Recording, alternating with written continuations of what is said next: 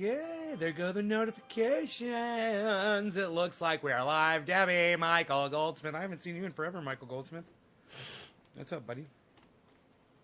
Hello, hello, hello. Drew Smith. Hello, Drew.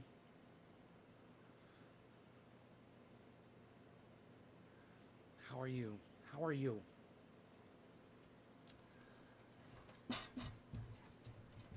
All right.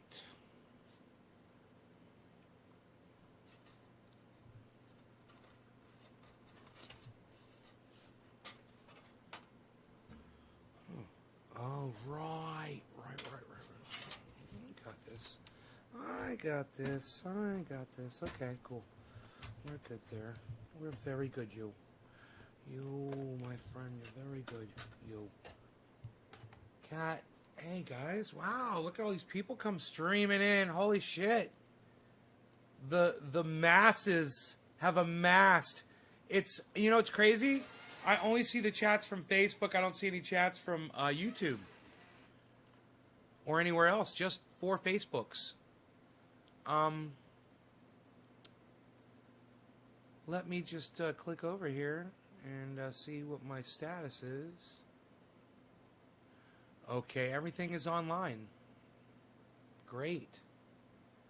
We are live. And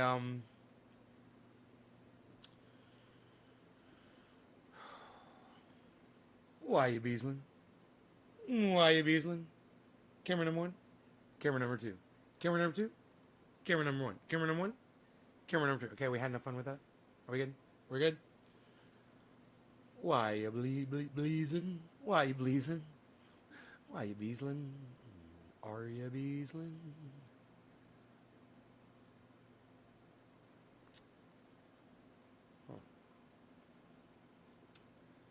So, yeah, man.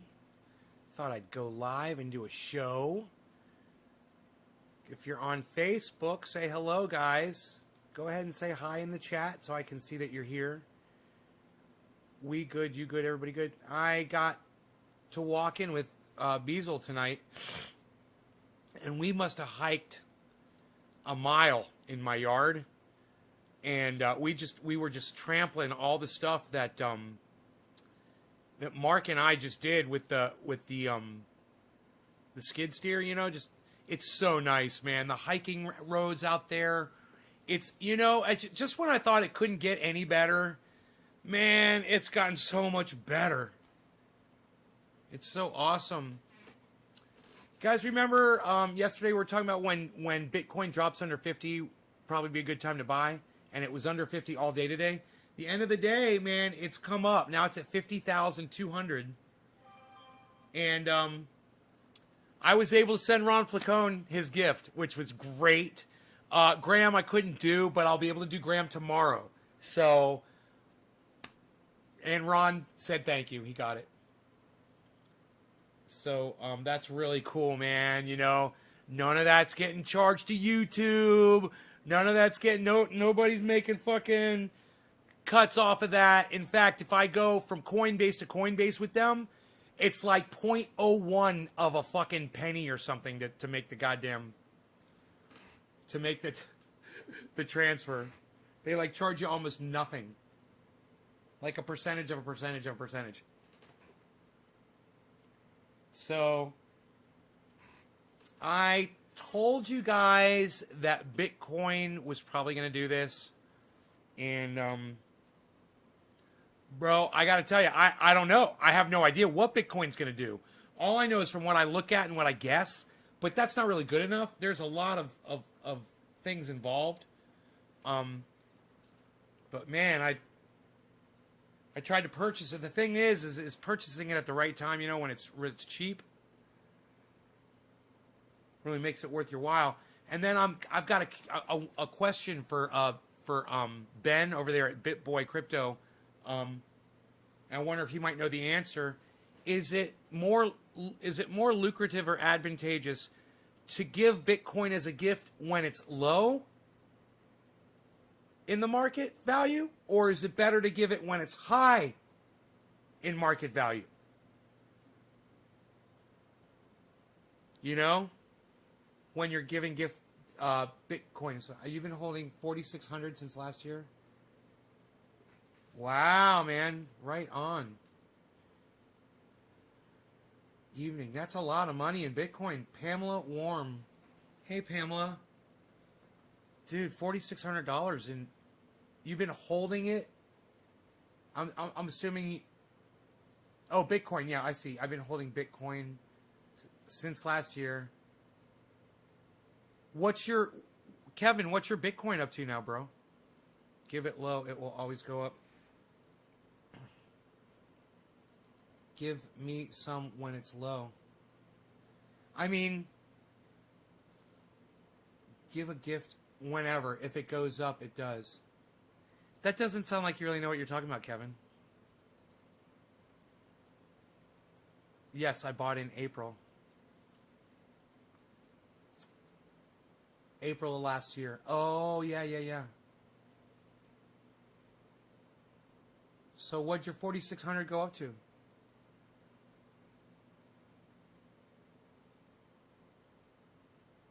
There will always be a bubble.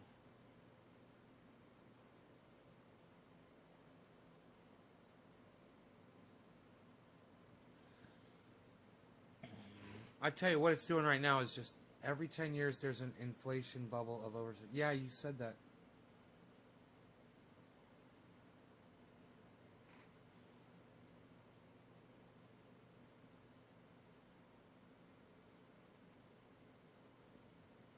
Why is it every 10 years, Ronnie? That doesn't sound like you really know what you're talking about, Kevin. I'm holding 3.9. What, dude? You got 4 fucking Bitcoins, bro? Dude, that's $200,000, man. Your fucking $5,000 is now worth $200,000. Are you fucking kidding me? This is fucking real talk right here, folks. I mean, it's about time. You know, you got somebody come in here and say, yeah, this is what I did, this is what I got, blah, blah, I got 200,000 in Bitcoin. Wow, bro. So what's your plan, man? You got a plan? You just gonna sit on it? Do you ever take any out? Or have you've never taken anything out, or have you taken out, like, a Bitcoin already, you know?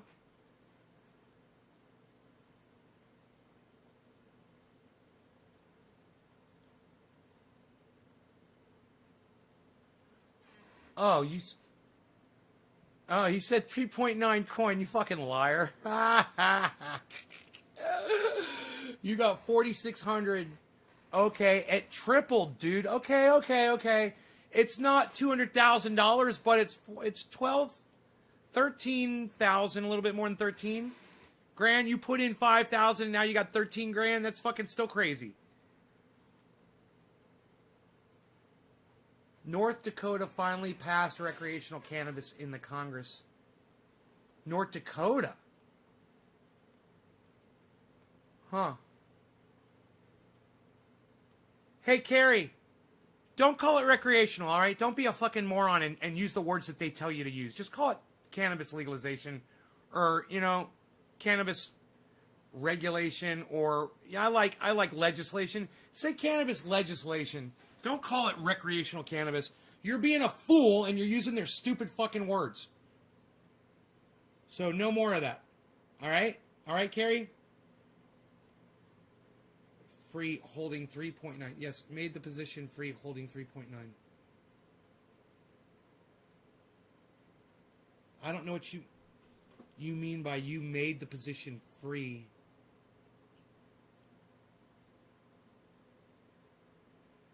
Coin is the new gold. I bought in at 4,600 getting 3.5 coins. When I was correct and is your initial assessment, I spent more in the initial investment. So when I was correct... What? Kevin, I do not understand what you're trying to tell me. They're looking for another word. Just say cannabis legislation, Carrie. Cannabis legislation. Laws regarding cannabis. Yeah, they're looking for another word besides recreational. They should just call it cannabis. They should just call it cannabis laws, cannabis legislation. They don't need to find another word, these fucking douchebags. Oh, we gotta find another word. No, you don't. Just call it cannabis. Tell him, Carrie. Tell him. Tell him I told you to tell him that. Bastards. And tell him I told you to call him a bunch of bastards, too. I like your avatar, Carrie. It's nice. It's nice to see your face.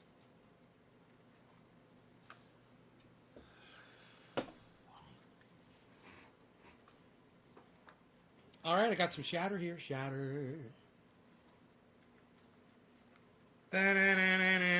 Shatter. Ah, Shatner.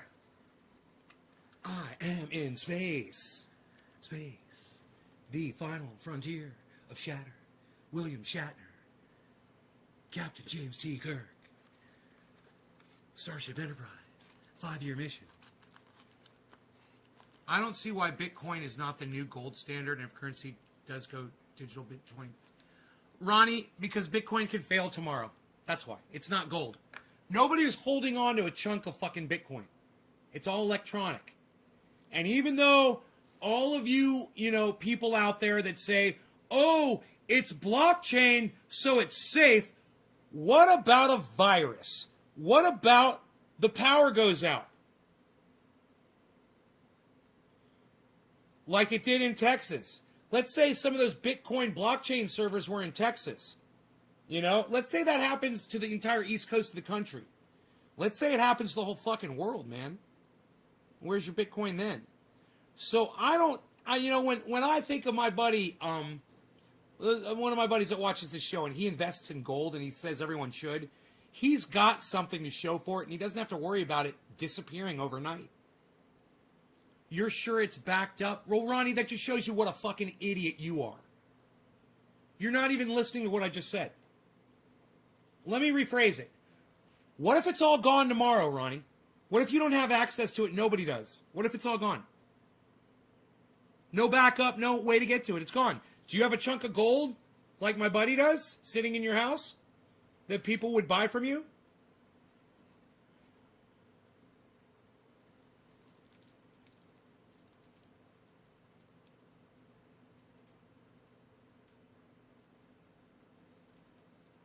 Jason Renzulli?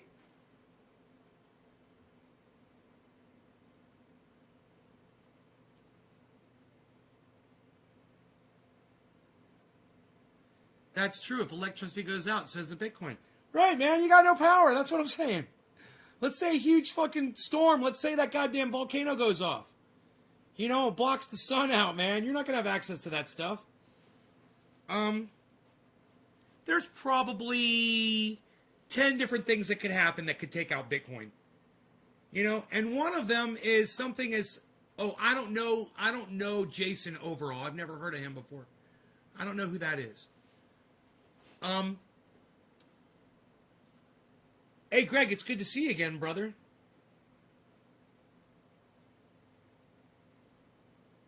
Bitcoin is a way to diversify your portfolio. It would take a complete breakdown of society to make it crash. Right. Hey, Ronnie, it almost happened when COVID came through, bro. Society almost broke down right then. And then when that storm hit Texas, or when that giant fucking storm hit the east coast of the United States and New York lost power, you remember that shit? Things happen, man. Planes crash into the World Trade Center. The hackers come up with a new virus.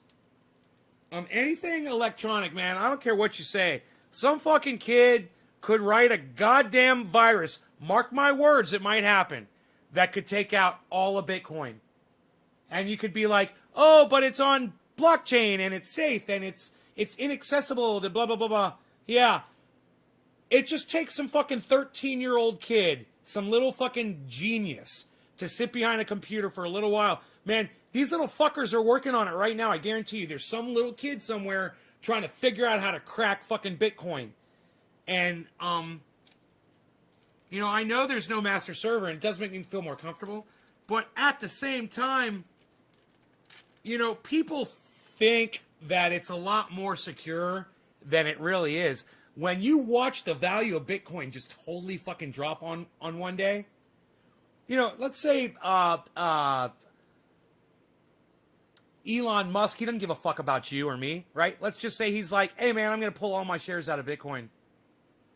1.5 bill. Well, now he's probably got 2 bill now in there. You know, and he's like, yeah, I'm just going to take it all out and let the chips fall where they may. And then that crashes the goddamn market. And hey, man, one man could do it. He could pump it up. He could fucking take the air out of it. You know, and anybody else that wanted to do it, like Bill Gates or any massive billionaires out there, you know, someone from Dubai that had a shit ton of money, it's just like, hey, man, let's do what Elon Musk did. Fuck it. Yeah, it could happen. You lost 22% in one night, and then you got it all back, and then they pull you back in. El Padre says Bitcoin. Yes, Bitcoin. That's what we're talking about. You buy in at that point. Yes. When fucking the whole goddamn thing collapses, that's when you buy in, but it might not ever go back up again. You know? Yes, I like to see that. I like to see the stocks when they're low. I like to see them when they're high.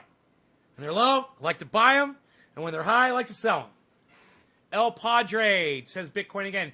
El Padre, if you spam my stream for no apparent reason, I will just block you. I'll just block you because you already strike me as a stupid little fucking cunt bitch. But maybe your computer is just echoing, and that's okay. But if you fucking do it again, bro, outsters. Don't do it again. Don't spam my fucking chat for no reason. You got something to say, fucking say it. We don't take spam. We don't take too kindly to spam up in this chat. You little fucking Halloween troll bitch ass.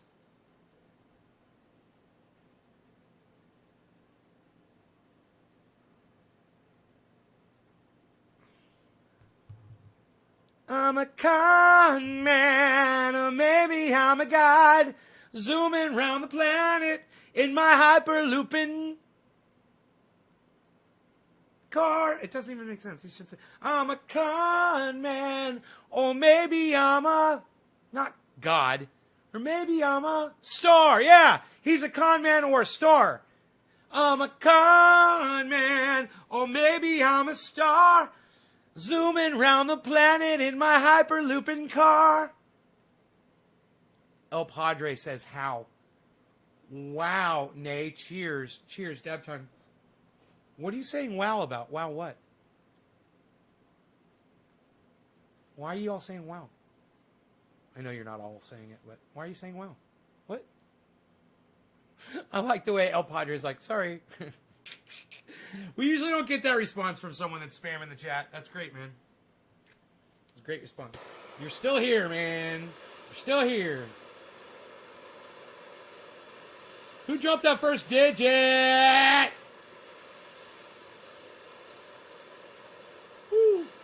Who dropped the first? Who dropped the first digit? Who dropped the first? It was nobody. Nobody dropped any digits. Wow, look at y'all, bunch of noobs. Bunch of noobs up in here. Oh my God, what did y'all get together before the show and said, let's not get nay high? Wow, the entire, wow. It's not a fake name. El Padre? Yeah, it is. It's not your fucking name. Your name's not El Padre. You fucking idiot. You're a goddamn troll bitch. And who's that in your avatar? Who's that little black and white picture in your avatar? Looks like fucking Adolf Hitler. Don't tell me you look like Adolf Hitler. Charles, thank you. Cheers, Charles. You're the first person to drop a digit, bro. And I highly appreciate Charles Wasick or Wasick. Thank you, buddy. Or I'm just going to go with the soft C. El Padre is the father. Yeah, I know what it means. It's not his fucking name.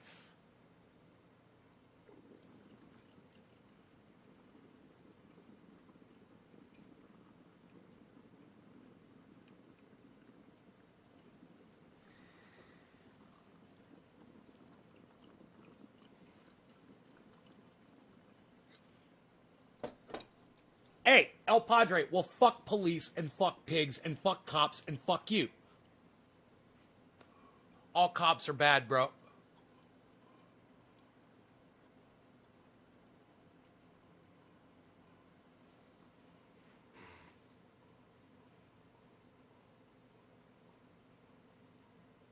Oh, I was close when I said Adolf Hitler. It's a fucking pig, just the same fucking thing. Like the pigs that let those fucking protesters into the fucking Capitol. Fuck them. If they'd done their job correctly, those people would have never made it to the fucking steps. Fucking idiots. That was actually really tasty. Hurts my throat. But it tastes good. Hurts my throat though. Because what he looked like? Because he looks like a fucking... Because he looks like Adolf Hitler with a pig hat? Why don't you go by your name and your picture, bro? You know? Like Kevin Stevens. You know? Or Greg Torres, I think. I don't know what Greg is over there, actually. I think it's him. I don't care what you put up for your face. I'm just saying, I can't see you. I know that's not you. I know that's not your name. You're a fucking phony bitch. If you're going to be on social media and you're going to come in my goddamn live stream where I keep it real, I would think that you would keep it real with me too. You know? Show me a little bit more respect than that. And coming in with your little fucking troll account.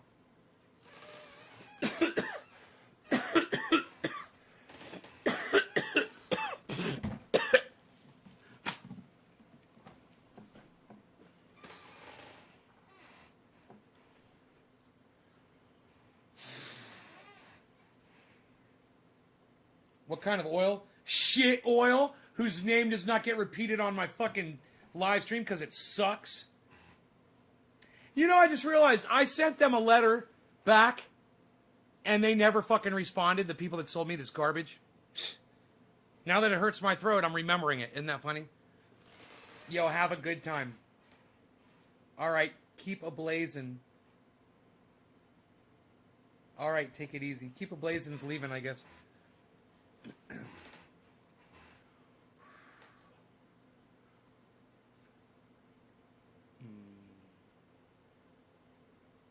I guess Keep a Blazin' got upset because I couldn't see his face on his fucking live, on his avatar. Did you get upset, Keep a Blazin'? Did I hurt your feelings? Freedom. Freedom.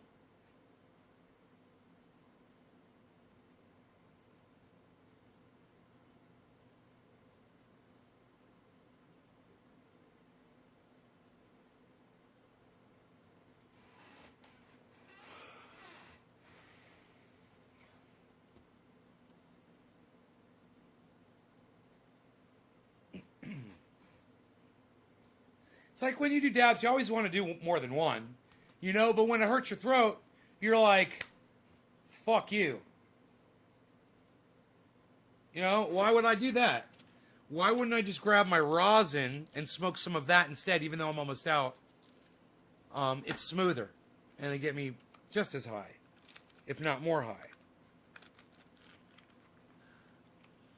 I'm a con man, or maybe I'm a star, zooming around the planet in my shitty tunnel car.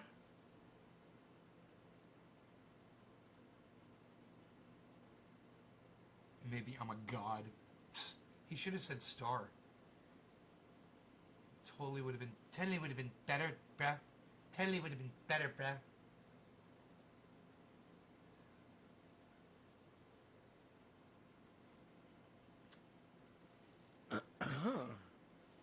Oh, here it is. Oh, I've got just enough for several dabs.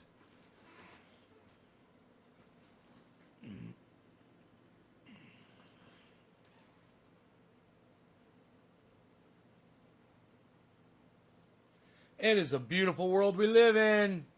What? Now that's smooth.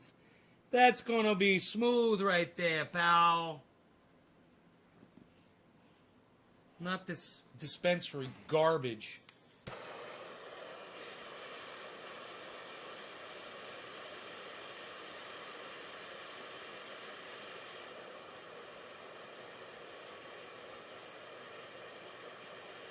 Hey, I wonder how my blood pressure's doing. That thing, that watch doesn't check the blood pressure. It doesn't even have a health monitor. It does have a step counter. But, yeah, I was like, hey, it's quarter of the hour. Who am I smoking for? Who's dropping digi-doos on me? Who's dropping digits? Charles. Come on, who else is going to drop a digit? You guys, are you serious? You guys, none of you guys are sharing this video on social media anywhere and dropping a digit in here to tell me that you've done so? Have any of you shared this on social media?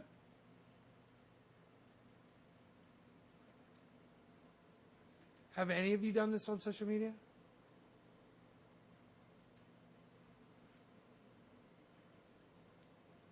Hey, Doc Collin, Docky, Doc, you saved the dab. Thank you. Cheers.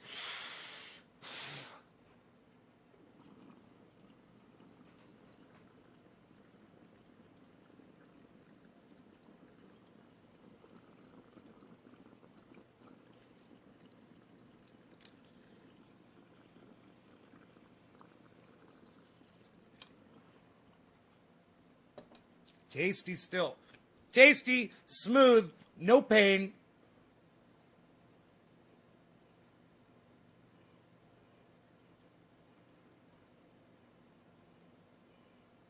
My rosin that I squish is better than fucking shatter. Higher quality.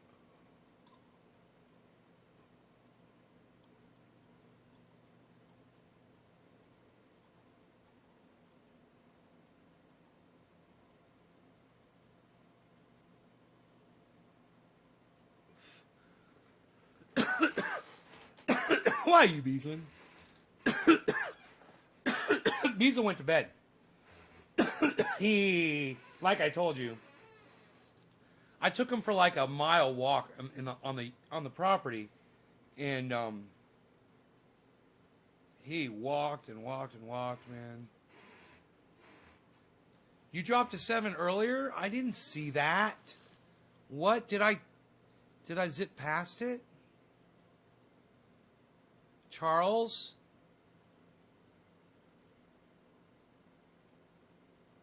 Bro, dude, did you see it come up on my screen? Because I don't see it, man. There's Debbie. The very first text was from Debbie, then Michael Goldsmith, then Drew. Bro, if you don't see it come up on my screen, I'm not going to see it, man. You got to know that. If you drop a digit and you don't, and then you got to wait and see if it's on my screen, man. Come on, bump it, you know? Think of something else to say after you type it. Say, yo, I dropped a digit for you, bro. After you drop the digit, you know, push it up there, bump it. Bump it, bump it up, bump it, bump it, bump it up. There's Doc.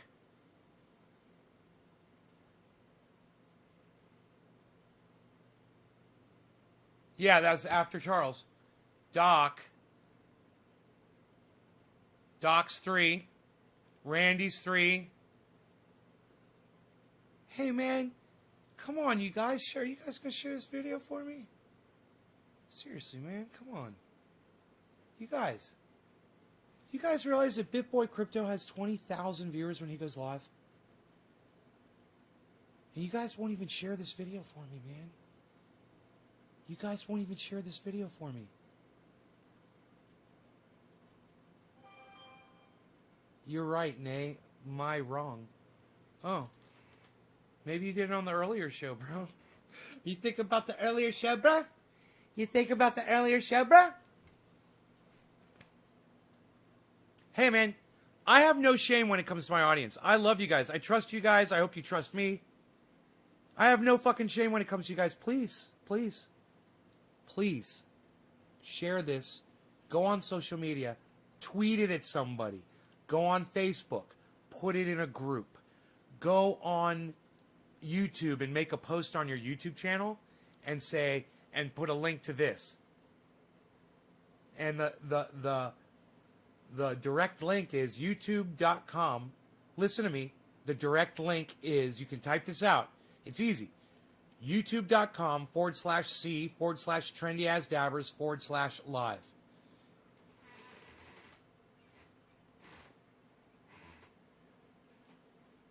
That's the link, and it should work still.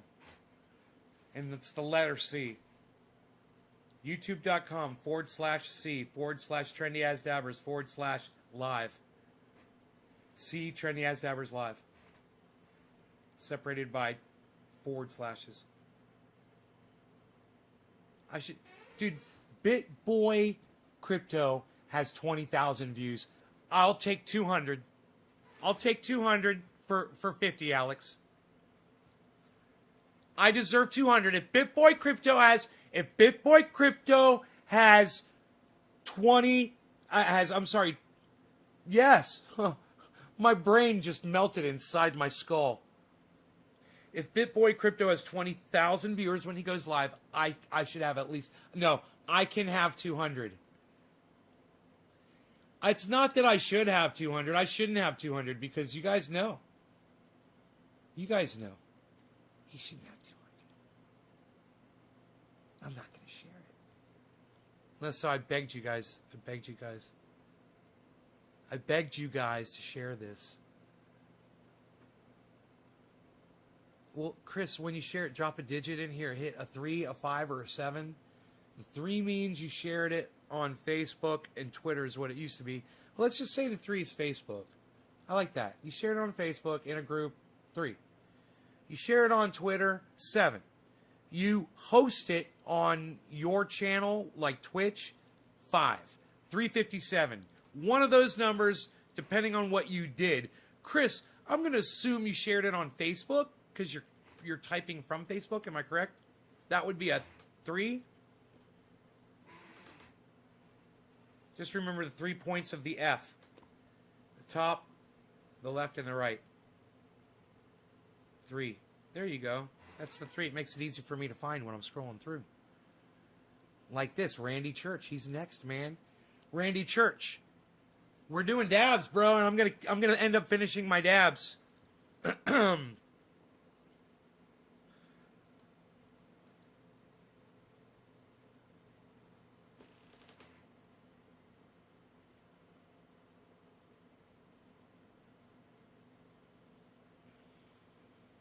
I haven't smoked dabs like this. My dabs, good dabs, in quite some time. This is gonna be good. This is going to be a good dab. I'm gonna like this dab. I'm gonna smoke this.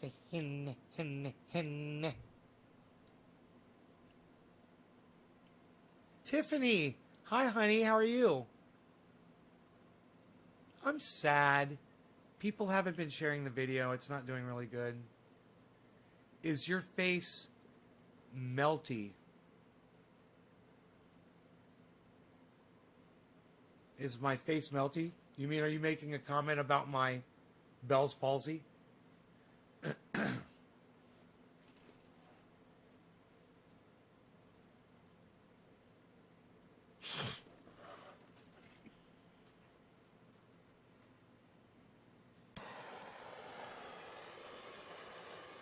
That wouldn't be nice.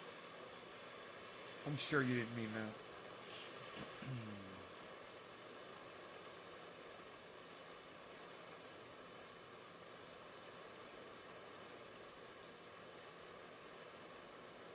It works. YouTube.com/C/trendyasdabbers/live. There it is. Doc Holland. Doc Holland, just put the link in the chat.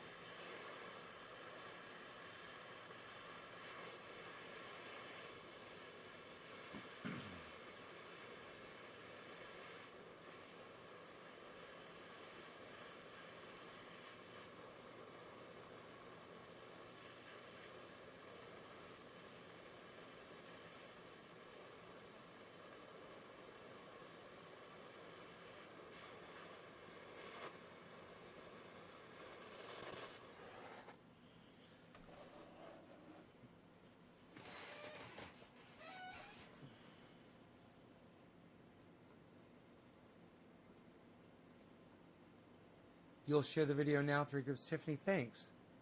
Thank you. You made my life better.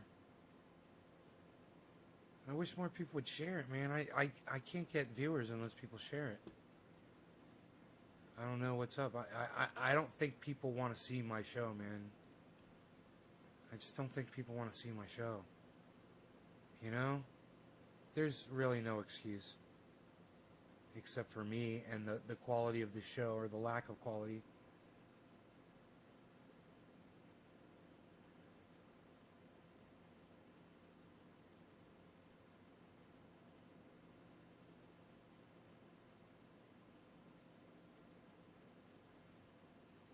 Okay, there's 24 people, not including Trovo. So thank you for the 24. That's actually, I'm happy with that. I didn't think there'd be that many, because there was such a poor response in the chat. So thank you for that, for the 24 of you that are here. Cheers, everybody. I forgot who this was for. God bless America. Randy Church, cheers.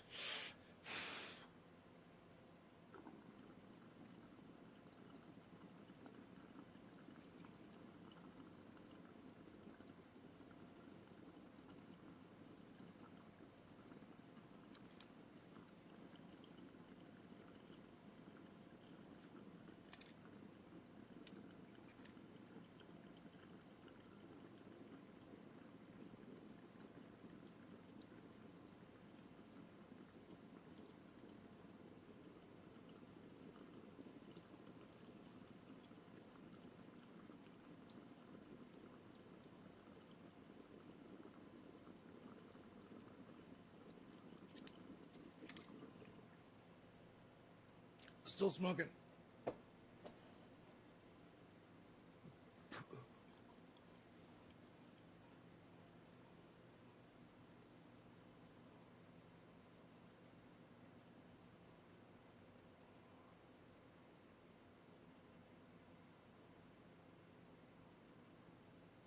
Can't even see them.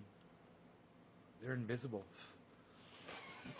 It's probably the green screen is blocking the light that shines down right here. Fuck. It is. There's a shadow right here on my hand. I can see it.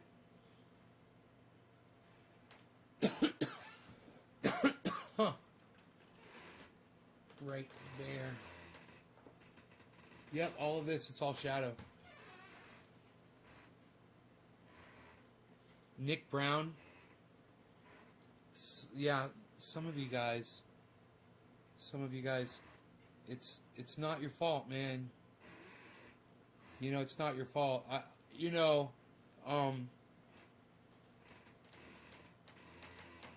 don't deserve to have people watching the show, man. So it's all right. The good thing is I know it. You know. But I just refuse to conform, man. And that's a problem that I have. I have a very hard time conforming.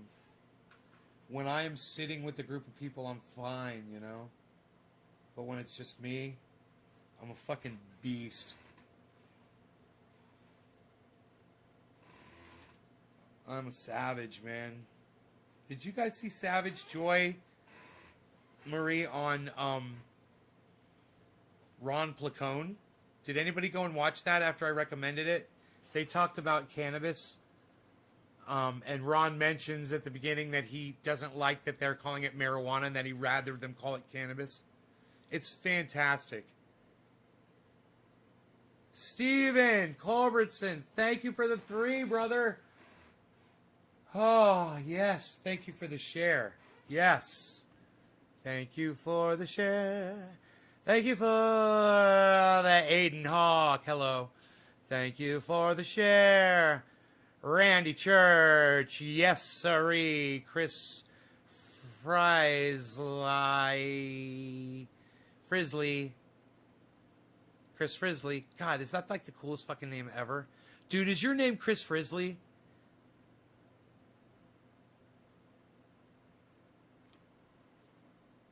Chris, is your name Chris Frisley? Is that really your name?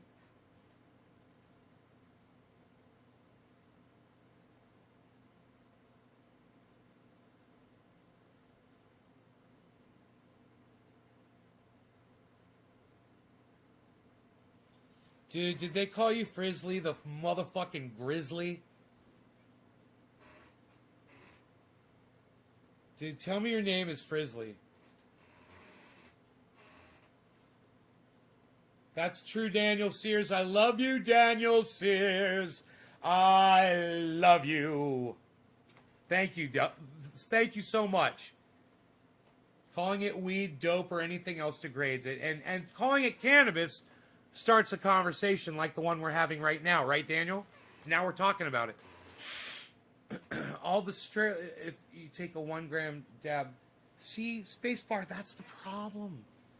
Is all the things, spacebar, that I offer you on this show, and you still demand more in order to just hit a button for me. Do you realize that?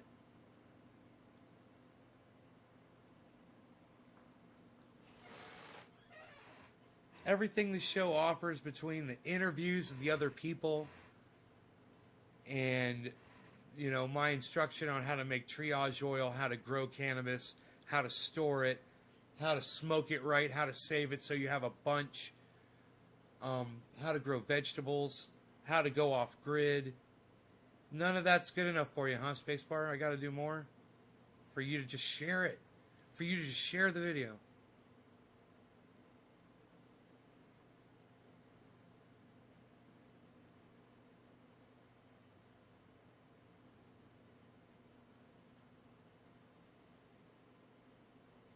I'm so happy for you, Nate, getting into Bitcoin. I love to see the excitement having someone else.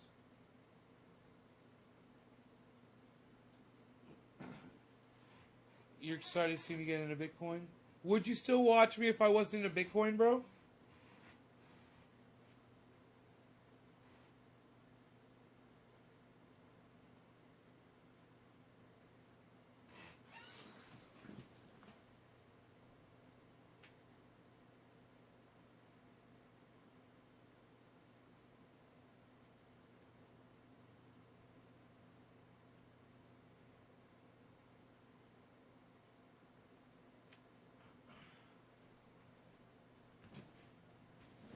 That's what I like to hear. Sorry, Daddy, do you forgive me? Spacebar, yes, I do forgive you. Could you call me Nay instead of Daddy, please? N-A-Y. It'd be like we'd be buddies if you call me Nay, N-A-Y. What's up, Heavy Padilla? Chilling in the hill with Heavy Padilla. I watched you before I got into Bitcoin. Fuck yeah, son. You helped get me into Bitcoin, bro. You realize that? You and Graham Elwood talking about it. Stephen Colbert. No, not Stephen Colbert. It was John Oliver talking about it.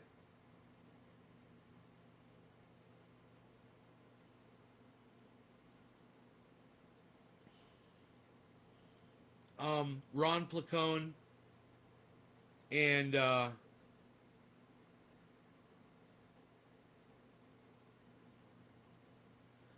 more people from the audience here asking me and mentioning it, and I was always against it, always against it, always against it, and then someone got me to look at it. I heard what it was doing. I heard it was at 30, then it went to 33, then it went from 33 to 47, to fucking 47. It blasted, and it was 55. I was like, I think I'd be stupid not to get into it. I'm always saying, I've got this money and I don't know what to do with it and blah, blah, blah, blah. Why don't I just take some of it and put it on that and see what it does? And then if it, you know, and I diversified too, man. I put my money on other stocks. My cat's playing with my belt, acting like a little kitten. Oh, wrong camera.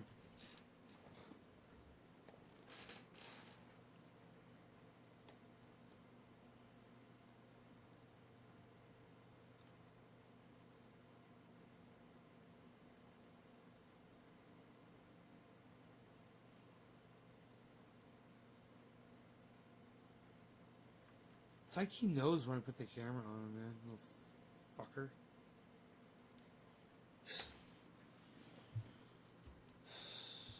Unreal, pal.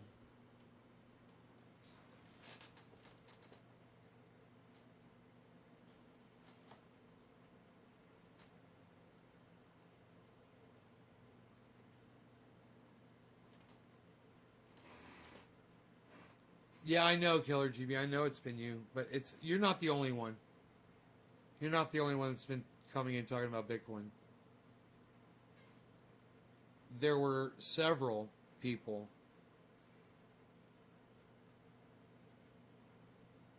And there were even random people that came in mentioning it that I didn't know.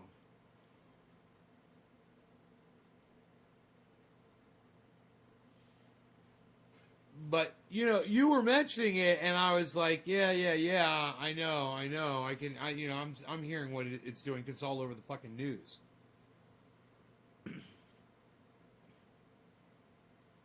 Especially after what Elon Musk did.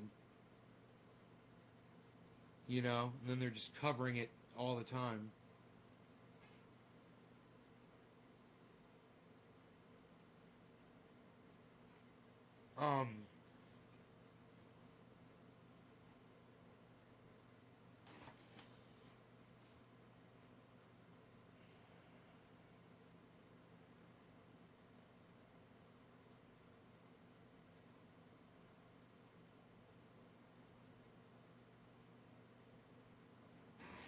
Um, uh, does it,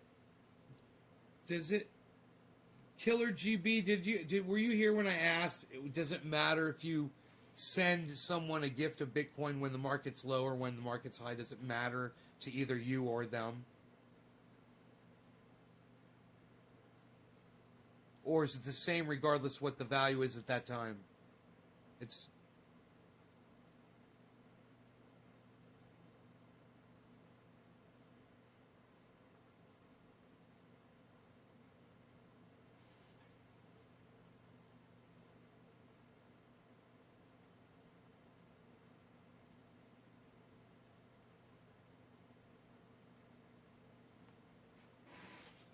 Hell yeah, Daniel. Have you tried the triage oil, bro? On your knees? I used some on my knee the other day, man. I haven't had pain in it since. It was sore from I was walking. I put it on one time, I think. I think I only put that goddamn triage oil on one time on my knee. And I've been, like I told you, I walked a mile today up all over my goddamn mountain. Put these roads in, they're so sweet. Dude, I haven't even taken the Rockster on there yet. But I've driven all over it with the quad. It's so nice, man. It's so nice and level.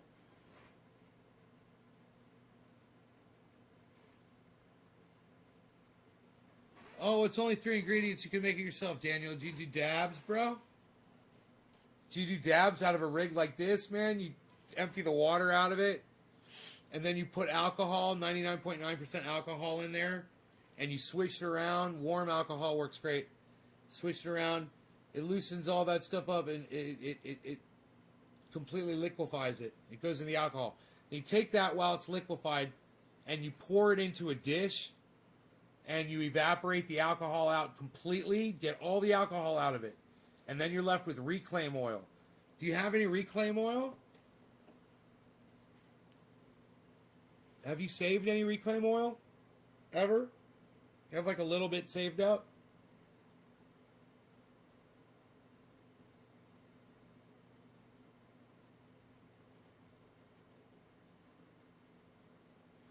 I've been saving reclaim oil since my first house. I did a video in my first house about reclaim oil. Here in California.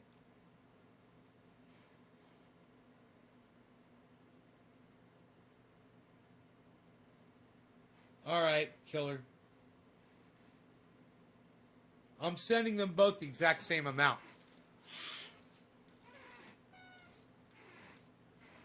I have some, but not much.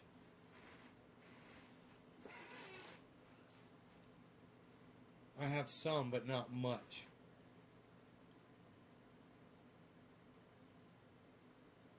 Do you have 15 drops of it?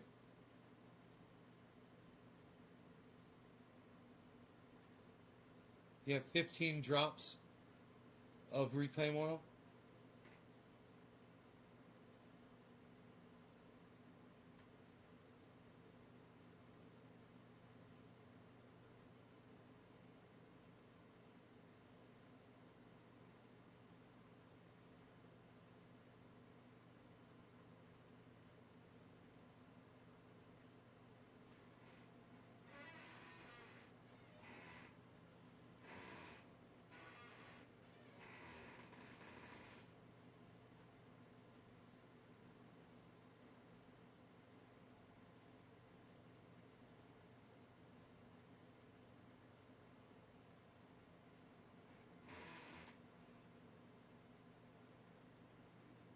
It shouldn't take you long to get it now that you know to save it up if you're doing dabs. I mean, shit, you don't even have to do the reclaim. You could just take the dabs and decarboxylate them. 275 degrees for about 10 minutes. You could almost do it with a fucking hair dryer.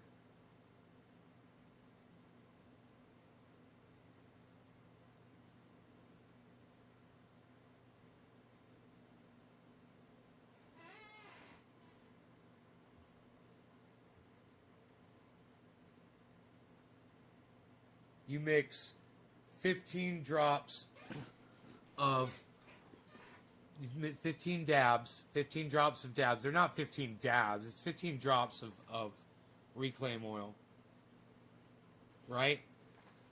With 15 drops of coconut oil. Mix those together, liquefy them. You just have to get it warm enough to liquefy it. It doesn't have to be super hot. Once you liquefy that, get 1 ounce, get a 1 ounce jar, and you put 1 ounce of coconut oil in this jar. Take your now it's 30 drops of 50-50 that you just made, which was 15 drops of coconut oil, 15 drops of your THC oil, which was your reclaim. And it doesn't matter what strain you're smoking. And then you put in 7 or 8 drops of peppermint oil. And then you shake it up. And you've got this. And you get the peppermint oil from Amazon or all over the internet. They've got peppermint oil. Just get a good quality peppermint oil. And be careful. Peppermint oil is dangerous. It's very strong. It's very strong. It can blind you. I put a couple of drops of peppermint oil in this to train the dog when he was younger. I would just spray a little bit on anything that he would chew on, and he wouldn't fucking go near it. Then, come to find out, this stuff works on cleaning windows and glass. You fill this up with water, you put a little bit of fucking peppermint oil in it, and it streak-free glass cleaner. I don't know if anybody knows about that. I don't know if I made that up. I mean, I know I made it up, but I don't know if people already know about it. But I'm telling you right now, fucking peppermint oil is glass cleaner. It smells nice. It dissipates. And it's streak-free fucking glass cleaning. Here. Check this out. Watch this. Alright? Watch this. Look at how fucking dirty this is. With the fingerprints and the fucking smudges all over it. Watch this shit.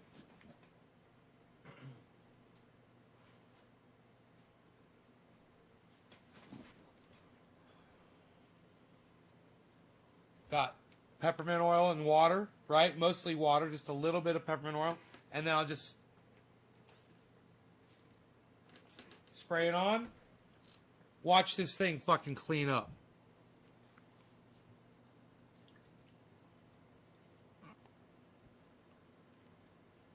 Look at that shit now. Dude, you're reading the logo through the glass.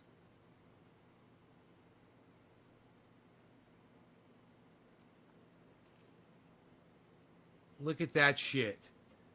That's fucking... Is that already a thing? It's gotta be. People must have already known about that. Because I figured it out real fast. Someone else had to try it too. You know, but if you mix peppermint oil in water to, you know, to keep your dog or your cat from fucking with shit. And, you know, look at the base now. The base was disgusting. Now look at the base. Look at it sparkling. Fucking no streaks. And if I wanted to clean the inside, I would just take the rag like this,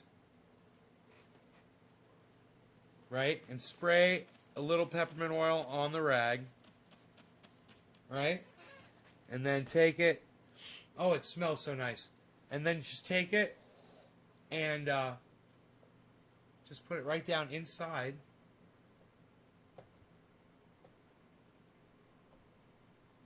Right? Just like this.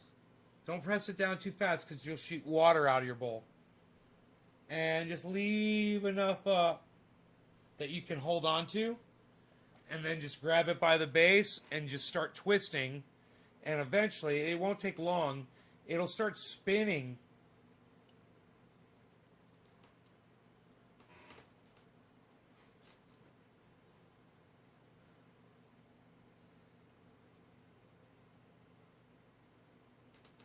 Inside there.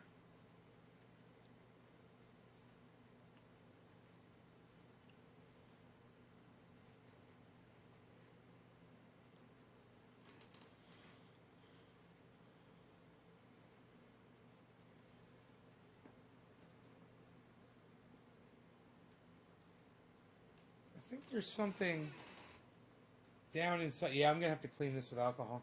There's some smudge inside there. There's a little smudge inside there from some resin. Man, it looks nice and clean like that, though. Nice and clean and shiny.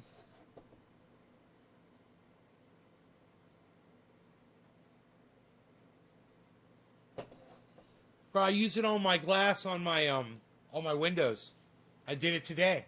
I cleaned it cleans where the dogs from next door come over and they're muddy and they're wet and they put their paws against the glass and they put their nose against the glass and you can see smears all over that fucker. I spray it really good with some peppermint oil water, man, and just wipe it down once that way, once this way, and then I look to see if there's anything on there that, you know, like little tick turds. Fucking see a little tick turd, a little mid shit on there. A little mid shit fucking... Fuck them midges. You guys know what a midge is? Who knows what a midge is? Who knows what a midge is? I watched Dave Scott. So I think his name is Dave Scott. I know what a midge is now.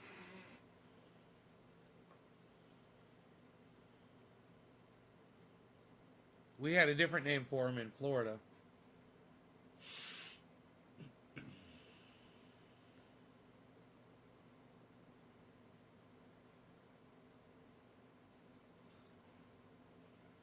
No idea, huh, you guys? You got no idea what a midge is?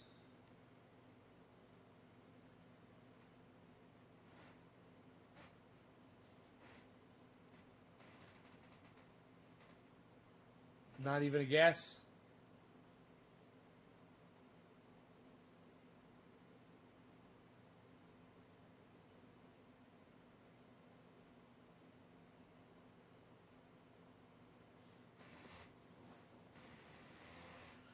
That's right, Killer GB. It's a no-see-um. No, Killer GB got it, man. It's a no-see-um.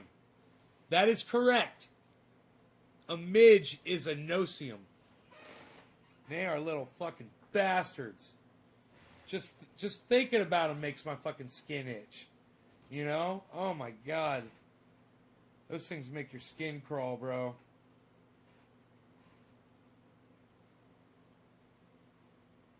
They sting. And, you know, you pretty much could kill them. Man, if you saw what a midge looked like when it's sucking your blood, that's what they're doing. Those tiny little no-see-ums, they're sucking your blood, believe it or not. Bro, I saw a close-up of a midge sucking blood, and I was just totally disgusted.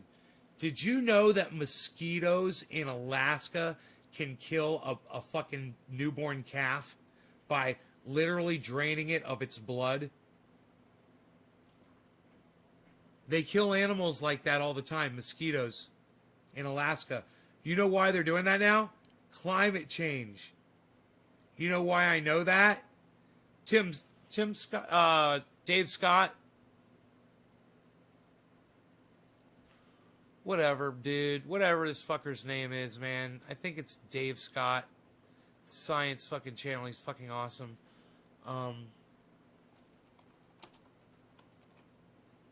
He's talking about cicadas. No, not Dave Scott. My bad. Not Dave Scott. Fuck. What's his name? What did I say? First.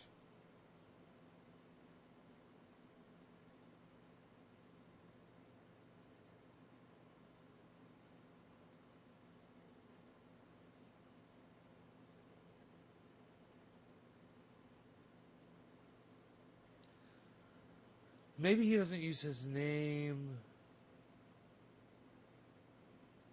Hold on. Tom Scott. Tom Scott? No. Michael Scott? No.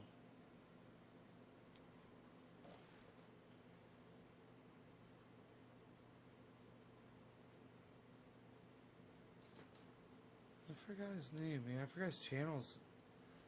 Maybe if I go through my library, I'll see some of his...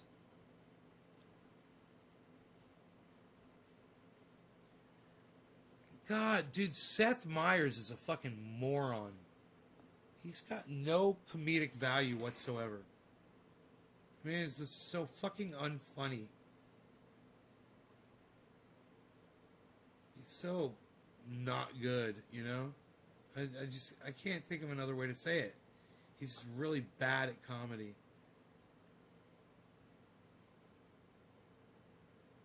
Scott or something? What's his name? Tim Scott? Oh, is it Tim? Maybe it's Tim Scott? Is it Tim Scott? Why is that popping in there? Tim Scott. Tim Scott.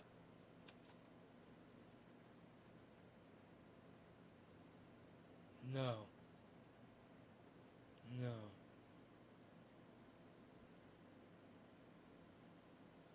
No. Oh, isn't that funny? Isn't that funny? I forgot this guy's fucking... I forgot his name.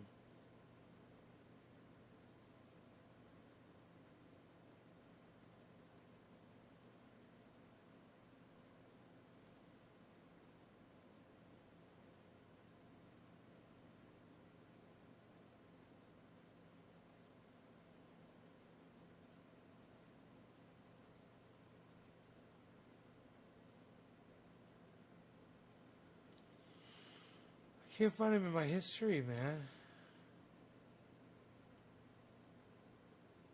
Tom Scott? He's not British. This guy's not British. He's American.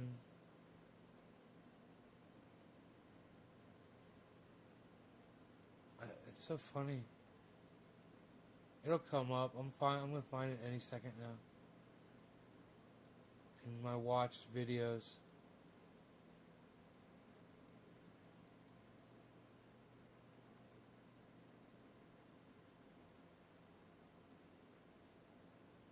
Oh, is it Joe Scott?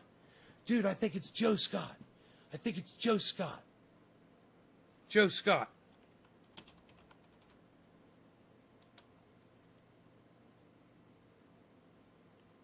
Joe Scott. That's it. Dude, this guy is fucking great. Joe Scott. Oh, yeah, here it is. Here it is. Here it is. Here it is. Here it is.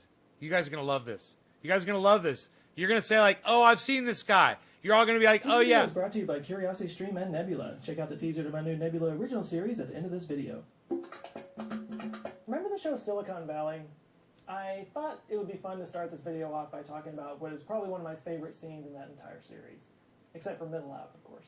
It's in the first season when the Peter Gregory character was still on the show, which, by the way, they killed off that character because the actor died in real life. I didn't realize that. It's pretty sad. Anyway, in the episode, a couple of guys who run a business that Peter's venture capital firm had invested in were coming to him trying to get some kind of loan because they had hit a problem and they were going to have to lay off some people if they didn't get some extra money. So they're in there, they're desperate for money, they're trying to save their business, and he can't stop talking about Burger King. Or, as he referred to it, Burger King. Apparently he was driven by a Burger King on the way to work, and he realized he'd never eaten at one, so he sent an assistant off to get one of everything on the menu. So then he goes on to spread it out over his entire desk, and he's getting all weirdly obsessive in his little neurodivergent way about it, and the guys are over here freaking out, and then he narrows in on the sesame seeds.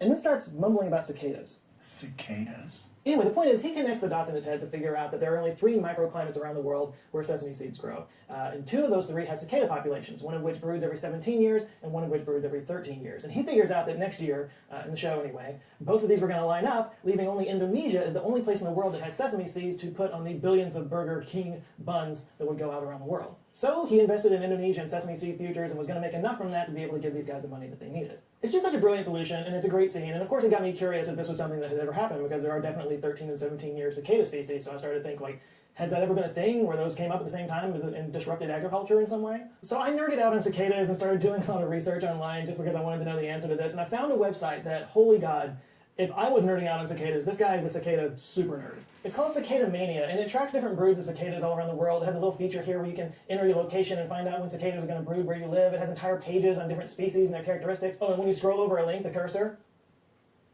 becomes a cicada. This might be the most adorable website I've ever seen in my life, but I can kind of see how somebody can get sucked into this because insect swarms are kind of fascinating. According to the book of Exodus in the Bible, God unleashed 10 plagues on the Egyptians to convince the Pharaoh to free the Jews from their captivity. Water turning into blood, raining frogs, lice, boils, all the greatest hits. And one of them involved locusts. They covered the face of the whole land, so that the land was darkened, and they ate all the plants in the land and all the fruit of the trees that the hail had left. Not a green thing remained, neither tree nor plant of the field, through all the land of Egypt. That was dramatic. But, from a scientific perspective, this may have actually happened. Molecular biologist Ciro Trevisanado is the author of The Plagues of Egypt, Archaeology, History, and Science Look at the Bible. He blames it on the volcanic eruption on the island of Thera, now known as Santorini, in the year 1600 BCE. He told the Telegraph in 2010 that the ash fallout could have caused weather anomalies leading to higher humidity and more precipitation that would lead to more locusts. Although I feel like I should point out that the Thera eruption has actually been blamed for a lot of things over the years, everything from the end of the Minoan civilization to the Bronze Age collapse to the end of Atlantis. I actually went to Santorini a couple years ago. It was the last big trip that I took before COVID hit. It was great. I remember traveling. But weather anomalies have definitely led to locust plagues before. In fact, they're still dealing with the fallout of a swarm last year in 2020 in East Africa and Western Asia. In 2018, cyclones dumped a ton of water on the Horn of Africa, Oman, and Yemen. And this created breeding grounds for locusts that caused all the swarms that happened last year. In fact, the 2020 swarm is one of the worst outbreaks in over 100 years. It was reported that one swarm was 40 kilometers wide by 60 kilometers long. That's big enough to cover the city of Paris 24 times over. Desert locusts are basically a type of grasshopper. What sets them apart from other types of grasshoppers is that they have a tendency to go from a shy, unremarkable animal to a friggin' destroyer of worlds. What, does that sound over the top? Because it's not. Desert locusts, as the name implies, are used to dry conditions. They live sparingly, they're in survival mode most of the time, until it rains. When the rain starts to fall, they basically turn into gremlins and multiply by the tens of billions. They gather together in what's called the gregarious phase, and this helps them to produce a hormone that causes all kinds of different transformations. They change color from green or tan to a bright black, red, or yellow, and their bodies get smaller, their endurance... And a very important point, you guys. We're going to be getting more rain events. With more rain events, you might see more of these guys in the near future. ...increases, and their brains grow, along with their appetites. By the way, this ability to change in response to environmental conditions is known as phenotypic plasticity. The females lay eggs together that all hatch in sync, so hey, Jacob. 1 million desert locusts can turn into 1 billion in just a few days. And then once they take flight, they're... All right, Daniel. Unstoppable. Locusts ride the winds and can migrate across great distances. In just one day, they can fly more than 200 kilometers, eating all the green vegetation they find along the way. They can eat their own weight in food every day. Now, granted, that's only 2 grams each, but when you're talking about 50 billion of them in these swarms, that can add up to as much food as 35,000 people per square kilometer. A swarm in West Africa from 2003 to 2005 resulted in $2.5 billion in harvest losses, according to the UN Food and Agriculture Organization. In fact, they call the desert locust the world's most dangerous migratory pest, affecting the livelihoods of 1 in 10 people on the planet. So why talk about insect plagues? That's why. Now, swarming behavior is pretty common around the world. Fish, ants, bats, even snails get their swarm on. But a handful of animal swarms stand out above the rest, not only affecting people's livelihoods, but decimating crops around the world. So let's start with everybody's favorite parasite, the mosquito. Some fun facts about the mosquito. There's more than 3,000 different species of them. 176 species are recognized in the United States. Some can transmit diseases like dengue, West Nile, encephalitis, filariasis, malaria, and yellow fever. And they contribute to almost 1 million deaths worldwide each year. Now, not all mosquitoes actually bite you. It's only the female ones. They suck your blood for a blood meal so they can get protein to make eggs. And mosquitoes have been around since the Triassic period, so much like cockroaches, they're probably not going anywhere. And like locusts, heavy rainfall can increase their numbers. For example, the inland floodwater mosquito can lay up to hundreds of eggs at a time, and those can stay dormant for up to 10 years. And if at some time during those 10 years there's some extra rainfall and the lakes and rivers rise up enough to cover those eggs in water, they can all hatch at once, releasing millions of mosquitoes all at the same time. Fun. Oh, and do you know which state has the worst mosquito problem? It's not what you think. And it's not Texas, even though we love to complain about our mosquitoes here all the time. No, it's Alaska. Which kind of blows my mind. I always think of mosquitoes as being tropical. But yeah, Alaska has over 35 mosquito species, and their swarms are so huge they can actually disrupt animal migrations. Caribou especially, because the swarms can actually cause them to go away from their normal feeding grounds, which can lead to malnutrition and extra stress, which reduces their population. Mosquitoes have actually lowered the population of caribou in Alaska. Now, why are there so many mosquito species in Alaska and other Arctic regions? 2 words. Climate change. In a study published in the Proceedings of the Royal Society B in 2015, researchers found that mosquitoes are very responsive to environmental temperature changes. They said, quote, a warmer spring and earlier pond thaw in 2012 resulted in a mosquito phenology that was advanced by 2 weeks relative to 2011. In fact, they found that for every 1 degree Celsius increase in temperature, the amount of time the mosquitoes need to grow decreases by 10%. And that means less time exposed to predators. The faster they go through these life stages, the better off they are, one of the researchers, Lauren Kohler, told National Geographic. If you're only exposed for 20 days instead of 24, that's good for you. That's 4 days you don't have to worry about being eaten. Not so much good for the caribou, though. Depending on where they are, they might run to higher ground, or they might run to windier areas, or areas with more snow and ice, coincidentally areas that have less vegetation to eat. And also, the earlier arrival of the mosquito, because of the warmer weather, actually coincides with the birth of new caribou calves. And yeah, this is how bad the mosquitoes are up there. They can swarm a caribou calf and drain it of all of its blood. Make sure you pack some off next time you go to Alaska. Or Louisiana after a hurricane. Yeah, last year in 2020, along with every other disaster that we had going on, Hurricane Laura unleashed massive numbers of mosquitoes, enough to kill deer, cattle, and horses. An agricultural expert named Jeremy Hebert claimed that he'd never seen anything like it in his life, and that, quote, as soon as you would walk outside, your legs would turn black from the sheer amount of mosquitoes. Ugh, mosquitoes are the worst. Sort of on that same note, here in Texas every year we get swarmed with crane flies, which are harmless, but they look like giant mosquitoes. In fact, sometimes they're called mosquito hawks. They're also often inaccurately called mayflies. But mayflies are something else entirely. In June of 2019, meteorologists noticed a massive dense storm on their weather radar on top of Lake Erie, even though there weren't any reports of any rain there. That's because it wasn't a cloud. It was a mayfly swarm. There are more than 3,000 species of them worldwide, with more than 700 species in North America alone. Mayflies hatch from their water larva state in late spring and continue over the summer, hence the name mayflies. And when they hatch, they do it all at the same time, creating a massive mayflies. So we experience mayflies as these massive swarms that only happen for a few months at a time, but they actually live most of their lives in water. Once they hatch from the water out of their larval stage, they only live for a short amount of time, usually just a few days. They live for such a short amount of time outside of the water that most adult mayflies don't even have mouths. They just exist off of the stored nutrients that they have. In fact, females of the Delania americana species only live for about 5 minutes. And what are they doing during that 5 minutes? Shagging. Lots of shagging. I mean, if you only had 5 minutes to live, what would you be doing? Mayfly swarms are basically colossal orgies. Orgies so big that some towns have had to close down roads, cars have been damaged, and some cities had to turn off their lights. It's like your mom's in town. After mating is completed, the male dies, the female then goes off to lay her eggs in the water, up to 3,000 eggs at a time, and then she dies too. Talk about going out with a bang. But enormous swarms of mayflies are actually a good thing. It's basically an all-you-can-eat buffet for birds and other wildlife. A study published in the Proceedings of the National Academy of Sciences in 2020 found that, quote, a single emergence event can produce 87.9 billion mayflies, releasing 3,078.6 tons of biomass into the airspace over several hours. Yay, massive orgies! It's also good news because it means our aquatic ecosystems are healthy. Since mayflies spend most of their lives in the water, they're really sensitive to pollution, which can compromise their ability to reproduce. In fact, you can kind of tell how clean the water is by the size of the mayfly swarms. Unfortunately, it appears that the mayfly populations are getting smaller. It's actually gone down by 50% in some areas. Oh no, smaller orgies. A couple of suggested reasons include, of course, climate change. It's thought that the warmer temperature might reduce the oxygen levels in the water, and fertilizer runoff from farms triggering algal blooms that put toxins into the water. Whatever the cause, it's not looking good. According to that study I just mentioned, quote, if these population trends continue, persistent environmental changes could threaten to once more extirpate Hexagenia mayflies from North America's largest waterways, making this ephemeral spectacle and its vital ecological functions a thing of the past. Hashtag save the orgies.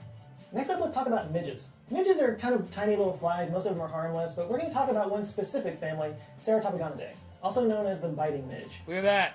For various reasons you can probably figure Look at out. that fucking There are thing. more than 4,000 species of them, with more than 600 species in North America. Also known as no-see-ums, 5-Os, and punkies, biting midges may cause itchy skin lesions and allergic reactions, and they primarily develop in wet or marshy soil because, like mayflies, they spend their larva stage in fresh water. But unlike mayflies, they spend their time outside the water much longer, from up to 2 to 7 weeks. And they do have mouths. Like mosquitoes, it's the females that do the biting, again, for protein, for egg production. And some species pick certain other species to feed off of, and some of them are more general. The feeding periods are different among the species, too. Examples include the Leptoconops species feeds during the day, the Culicoidus species starts at dusk and continues throughout the night, and certain species in the Culicoidus genus, which like to bite humans, are often attracted to light and will enter homes to feed. And what drives those midges to swarm? You guessed it, Frank Stallone. There's probably just like 5 people that are old enough to get that, but I don't care. No, they do it for reproduction. It's that whole thing again. According to Dr. Henry Disney from the University of Cambridge, males will produce a sound and a smell signal to attract the females, and they'll usually swarm around a certain object so they have a point of reference. According to Dr. Disney, sometimes they gather in such numbers that they make huge towers. So many midges once swarmed the Salisbury Cathedral that a fire brigade was called because it looked as if the spire was swathed in smoke. And it turns out there's some really interesting math involved in midge swarms. Other swarming animals like birds and fish or herding mammals exhibit something called global order. That means that most of the members retain a uniform distance from each other and their changes in direction and velocity are common. But midge swarms are different. This was brought forth by U.S. researcher Akira Okumbo back in 1986. Okumbo showed that midges move randomly in direction and acceleration in a swarm. Still, the swarm remained a swarm because of the nature of randomness. Okumbo also showed that a midge's inward acceleration increased in inverse proportion to how far it was from the center of the swarm. He described the swarms as self-gravitating systems. UK physicist Andy Reynolds added to that work in a paper in... Dude, did you see that fucking swarm they just showed? Of midges? Oh my god. Direction and acceleration in a swarm. Still, the swarm remained a swarm because of the nature of randomness. Okumbo also... Oh my god. That's a fucking swarm of midges, man. Dude. Could you imagine being in the middle of that? Breathing them fuckers in? You're breathing them in. Could you imagine if you were in that? Dude. Look at that.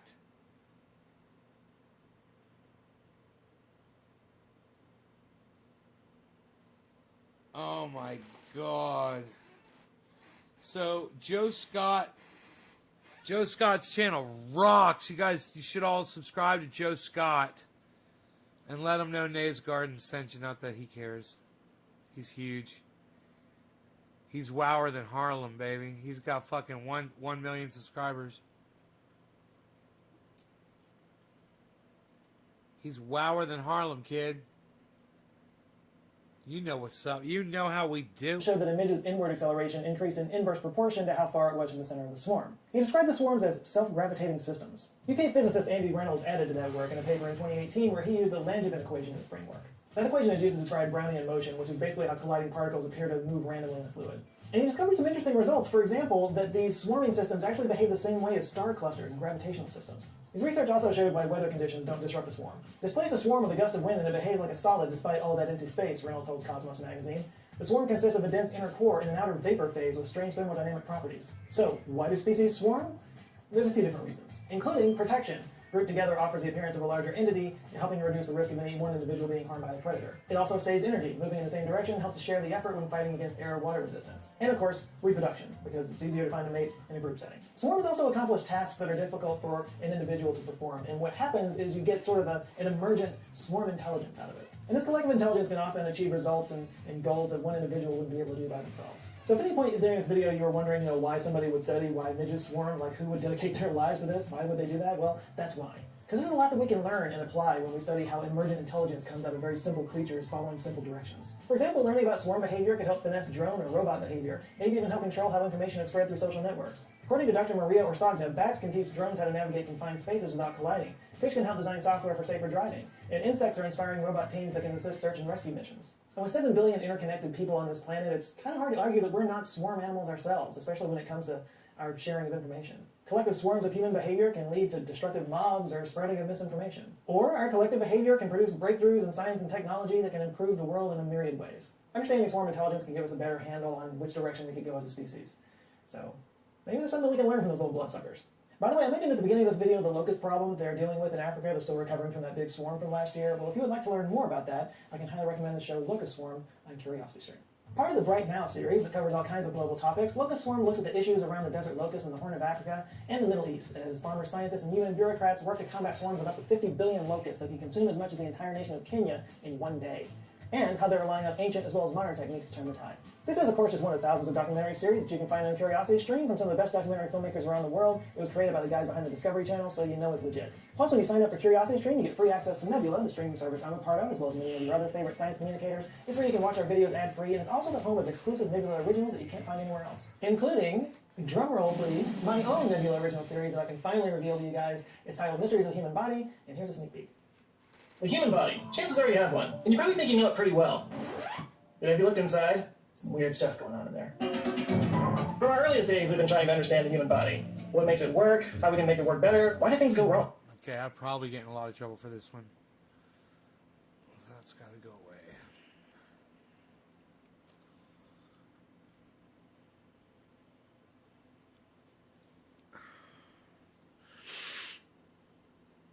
You guys are a lovely audience. We did some long shows today, huh? I will see you guys tomorrow. Take care, everybody. And go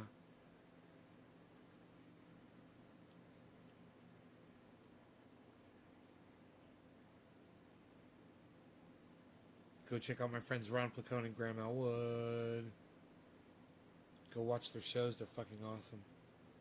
Check out their channels on YouTube. Ron Placone, Graham Elwood. Ron Placone, Graham Elwood. Ron Placone, Graham Elwood. Check out Graham Elwood's movie on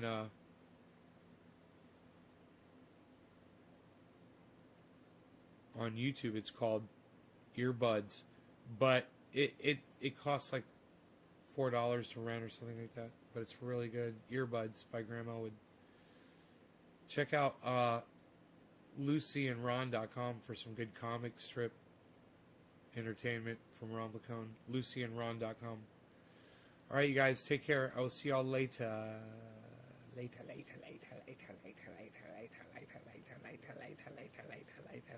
Goodbye. Goodbye. Goodbye.